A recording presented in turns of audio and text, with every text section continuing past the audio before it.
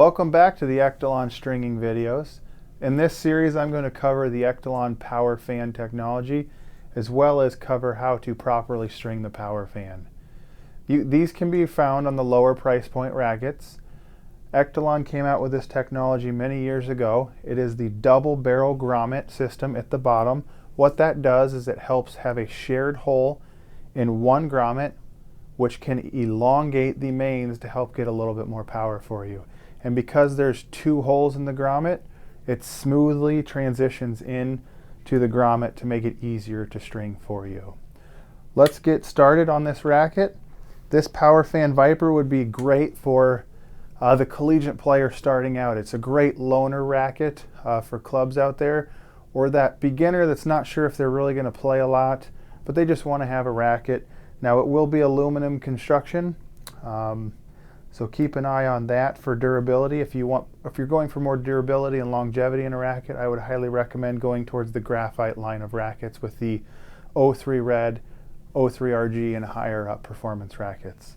So today I have the Viper here that we're going to string on the 12 and 6 mounting system. We are using the Premier 17 gauge string today. The actual preferred string for this racket would be the 17 or 18 gauge lightning string. Today I just wanted to use the red because of the cosmetics. It matches very nicely, and I prefer red, so that's why I picked it today. But the preferred system would definitely be the Ektelon Lightning. Okay, when we start, we want to make sure, start from the top and work our way down. Now as you can see here, there's two holes in this double barrel grommet system. Whichever one you choose, whether it's the top or the bottom first, in this case I'm going to pick the top hole. You can see the awl here where it's pointing.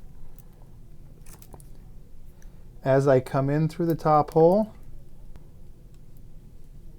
the trick here, we want to make sure when we go to the next one to be in the top hole.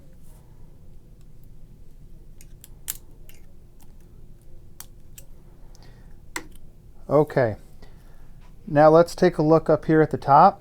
When you come back through, you want to skip a hole. So you're going from hole 1 at the top down to hole 1 at the bottom, coming back up, skipping a hole into hole 3. And the reason we are doing that is so when we go back down, we can wrap around and move to the next outer hole. So let's tension and clamp. I'm going to look at the side for the recommended string tension. Looks like 28 plus or minus 4. I'm going to go down to 26. The player I'm stringing this for is more of a power based. We're going to go on the lighter side and tensioning and clamping.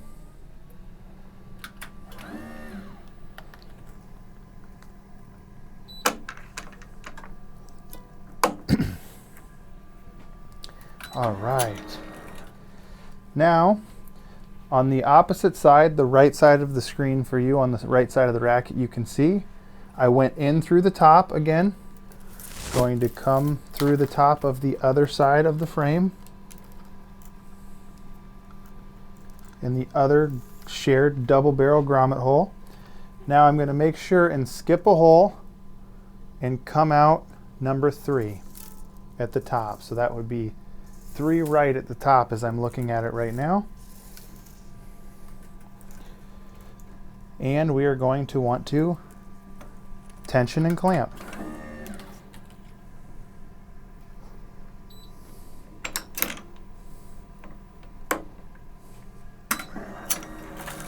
Okay.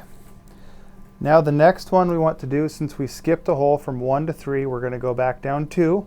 When we go back down 2, we're going to want to go on the inside grommet at the throat and wrap back up to hole number 4. So let's get it started. And because this is an aluminum racket, we don't want to put too much tension on the frame because it may bend it. But more importantly, we want to do even tension on both sides to help prevent warping the frame. So let's get started here at the bottom hole. Coming through the bottom of the hole. Moving on to the next one.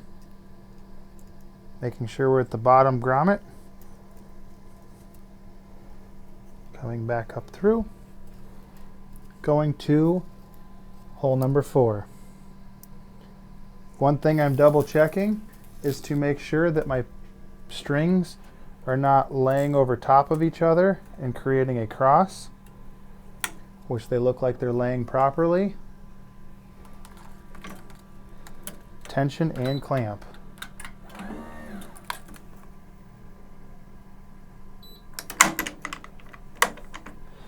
Moving on to the next one, going into hole 2, down to the throat at the bottom of the double grommet barrel.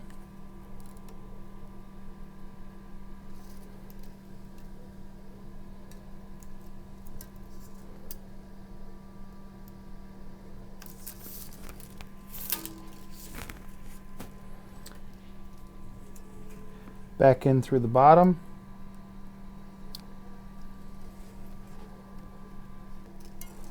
Up to hole number 4 at the top. Again, make sure that you are not overlapping your strings. As you can see here, the power fan has started. One is on top, one is on bottom. Tension and clamp. And move on to the next one.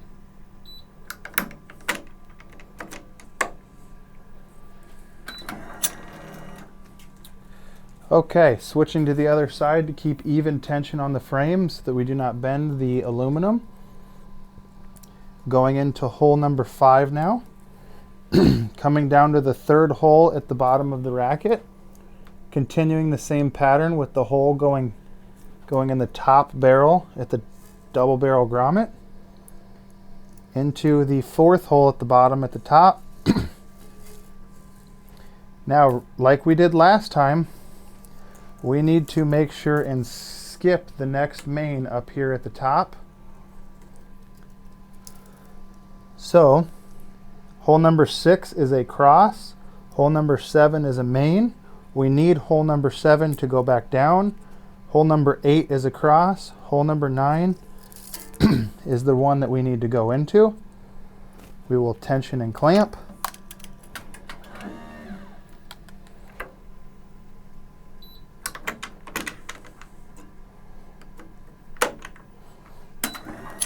All of these instructions that I have been showing you here can be found at ektelon.com so that you can have the proper stringing instructions to know which hole to go into.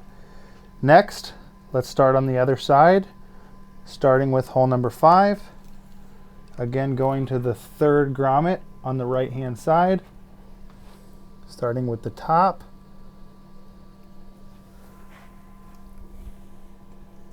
Coming back around, going into the top of the next grommet, number 4 at the throat. Switching, as you can tell here, this is a cross. Hole number 6 is a cross. Hole number 7 is a main, which we need to skip. Hole number 8 would be a cross. Hole number 9, similar as we did to the other side, come up and through.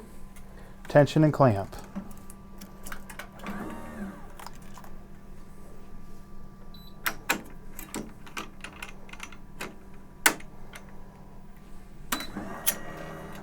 You can see the power fan starting to develop nicely here at the bottom. Let's go to the other side to keep even pressure on the aluminum racket. Go to hole number 7. Come down to hole number 3 at the throat of the racket. Now this one is a little bit tight, so I'm going to use needle nose pliers to help give me better control. Trying to go into the bottom of grommet number 3 at the bottom. As you can see, it came out there. Now we want to make sure and continue the pattern at the bottom of the next hole. The bottom grommet barrel hole in hole number 4 at the throat. As you can see, they've laid nicely and are not overlapping. We're going to finish back up to Hole number 12, we have a double barrel grommet here as well. I am going to pick the top one to go through. And then we can tension and clamp the last side to then tie off in hole number 9.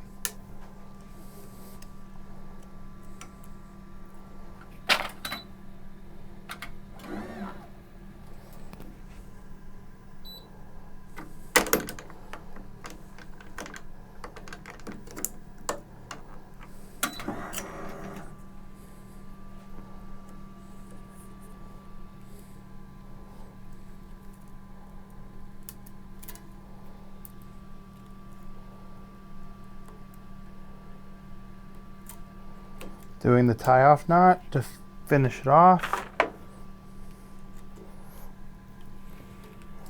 And we will do the last going to hole number 7, making sure I'm going underneath number 5 and number 9 to make sure they do not lay over each other.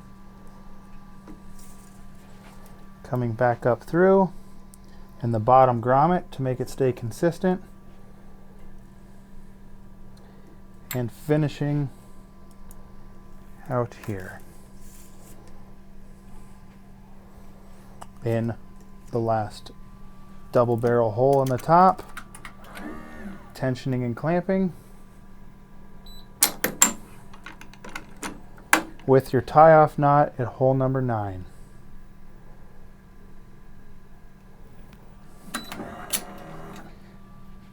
Now as I'm finishing off this tie-up knot, make sure and pay attention down here. Do you see how the power fan lays?